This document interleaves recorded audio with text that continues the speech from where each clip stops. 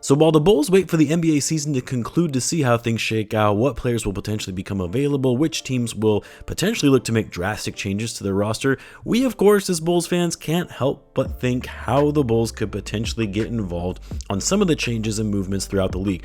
Like, I've seen a lot of different mock trades and scenarios where the Bulls are sending Coby White to the Nuggets in exchange for draft capital, and then I've also seen a number of scenarios where the Bulls trade up in the draft to be able to select higher than where they're currently slated at number 12. And really, it's all fantasy, speculation, and rumors at this point. To be honest, we won't find out for a while if the Bulls do in fact make a big trade until probably we get closer to the draft or even after the draft, which is still more than a month away. But it also doesn't stop us from putting together hypothetical scenarios and see what options are the most intriguing. So in this video, we'll talk about the Bulls potentially trading up in the draft, whether it's worth it, and what would be the teams most likely to be willing to trade down. So what's going on, everyone? You're listening to Bulls Central here. Hope you're all doing well.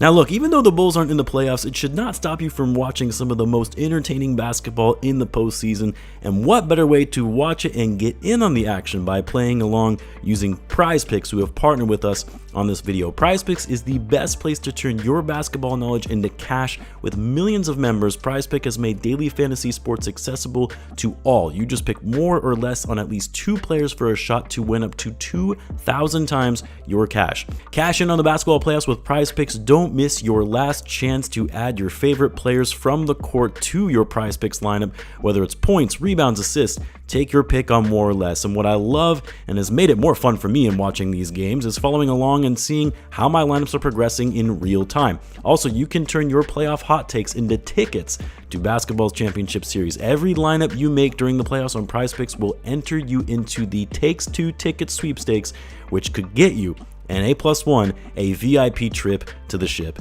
And guys, they're offering viewers of this channel $50 instantly when you sign up and play $5. You don't even need to win to receive the $50 bonus. It is guaranteed. So download the app today and use the code BULLCENTRAL to get $50 instantly after you play your first $5 lineup. That's code BULLCENTRAL to get $50 instantly after you play your first $5 lineup. PrizePicks, run your game. Now, what I love about this time of year in the playoffs, well, 1, it's the playoffs, some of the best basketball out there, and 2, once you have teams getting eliminated, you see the influx of rumors, trade speculation, and what's next for the teams that couldn't win the title. The Denver Nuggets being the latest casualty, naturally you're already hearing about what they're going to do to get Jokic another star-level player, or if Jokic would potentially request a trade out after being in back-to-back second-round exits for the best player in the world. Doubt that it happens, but it's obviously going to come up. Now, when it comes to the Bulls, well, the sad thing about the state of this franchise is that they're not really in any of these discussions or trade packages involving some of these teams, but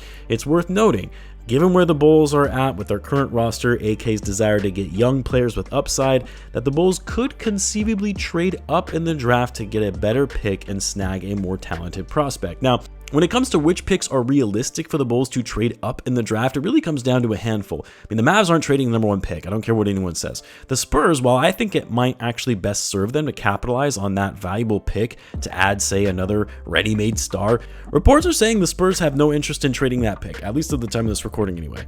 The Sixers, however, that one is intriguing because reports are coming out that the Sixers are willing to listen to offers on trading their number 3 pick, which makes sense because even though the Sixers had a disastrous season last year, they're still hoping to contend with Embiid returning, hopefully Paul George returning. They don't really have time to develop a 19-year-old prospect, nor would they likely have a prominent role for that player. But because it's Morey, my guess is he's going to have some insane, unrealistic expectation for what they would want in exchange for that pick. Now, I had asked Twitter a few days ago whether you all would trade Coby White to the Sixers for the number 3 pick, and I was actually expecting a lot more yeses, like still 69% yes versus 31% no, but in my view, given where the Bulls are at and knowing they're going to need to pay Coby soon, who is going to be 26 years old, doesn't make sense to keep him around long term. And if given the opportunity to move to the 3rd pick in the draft and get a prospect you can start working with now, is kind of a no-brainer. If anything, I would say the Sixers would probably say no to this because they would want more in return.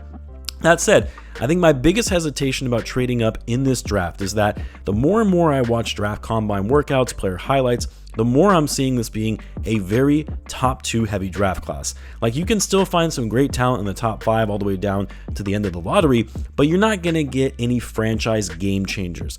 And so even in a scenario where you're trading Kobe for the number 3 pick, you have to ask yourself, is it worth the risk? Do you trade probably your most valuable trade chip at this point and your best scoring option for a top prospect? I think it's worth it, but I also get why some fans would say it's not. Now, the other thing I'm seeing a lot of is the Bulls trading with the Sixers to get the number 3 pick while also taking on Paul George's contract, and then the Bulls wouldn't need to give up Kobe to get the number 3 pick because the Bulls would be throwing the Sixers a bone and getting out of Paul George's contract, his max contract, to give them more flexibility to build around Joel Embiid. Now, to me, this is a hard pass, and I don't see any scenario where the Bulls would even entertain this after what they went through years of trying to trade Zach LaVine in his contract. Like, forget for a second that Paul George had arguably one of his worst seasons and was barely able to play and stay on the court. His contract alone, under the new CBA, would hamstring the Bulls in their attempt to duck the tax. And it's a contract they would have on their books for the next 3 years that they could very well never be able to trade out of. Like, I get the argument of, well, take on a distressed asset, a bad contract, so you can get a valuable asset like the number 3 pick, and then hope that that bad contract, in this case Paul George, recoups his value and you're able to flip him for more than what you got him for. But that's such a risky move because there is a real world where at Paul George's age, his injury history, that you're stuck with his contract until it runs out. And the Bulls do not want to be in that business. But anyway, all of that to say, I could see the number 3 pick being an option the Bulls could look at to move up to. Now, the Hornets having the number 4 pick, given they're still rebuilding, well, they're always rebuilding, but given where they are, I don't see them looking to trade that pick. They're going to want to use it. The Jazz and the Wizards with the 5th and the 6th pick, I mean, they tanked all season long to get those picks and ended up falling in the lottery, so they're going to do what they can with those. The 7th pick is interesting because it's with the Pelicans, who going into this past season had plans to contend. They made a big trade to land DeJounte Murray to add to Zion Williamson and CJ McCollum, and then of course injuries, but also falling below expectations in general that led them to the lottery. Would they try and do what the Sixers are looking to do and taking advantage of having a high pick to add more win now talent? Maybe. I think the question is, how much should the Bulls be willing to give up just to move up 5 spots in a draft that looks to have pretty comparable talent from spots 7 through 12? I mean, if you don't have to give up that much or give up a player that isn't going to be part of their long-term plan, like Vucevic, and there's really a player that you really like that is still available at number 7, but you think might not be there at 12, then okay, but I wouldn't trade a haul just to move up to 7.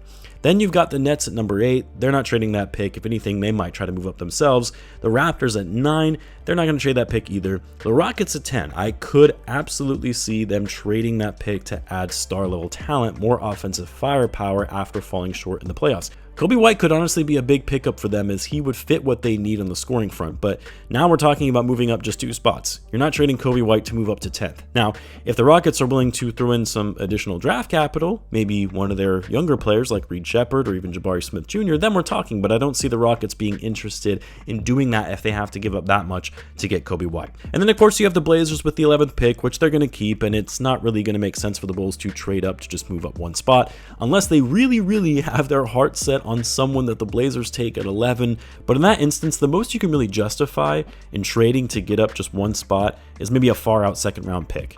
Now that said, I say all of these with the assumption that the Bulls would swap their 12th pick with any of these teams that have higher picks. If you're talking about the Bulls trading up to get a higher lottery pick while also retaining their own pick at number 12, then that's a completely different scenario, as the Bulls would have to be willing to give up a lot more if they're straight up looking to have another team's lottery pick while also keeping their own. Now, as far as what I think will happen, to be honest, I don't see the Bulls trading up. 1, because I don't see AK having the negotiation skills to get a deal like that done, and 2, I actually don't really think it's worth it unless you can trade up into the top 2, which isn't going to happen because the Mavs and the Spurs aren't going to give up those picks for just anything. And even if they were entertaining trading those picks, the Bulls also just don't have the trade chips to make that happen. So my guess is the Bulls stay at number 12, and they're going to take the best player available that falls to them, which isn't necessarily a bad thing, as I do think there are some great prospects that will be available come the number 12 selection, which, by the way, I'll be doing another draft prospects video later this week, so be on the lookout for that. Let me know what you guys think about the Bulls potentially trading up into the draft, and are you for or against it? You let me know in the comments. Of course, as always, be sure to subscribe, and I will see you in the next one.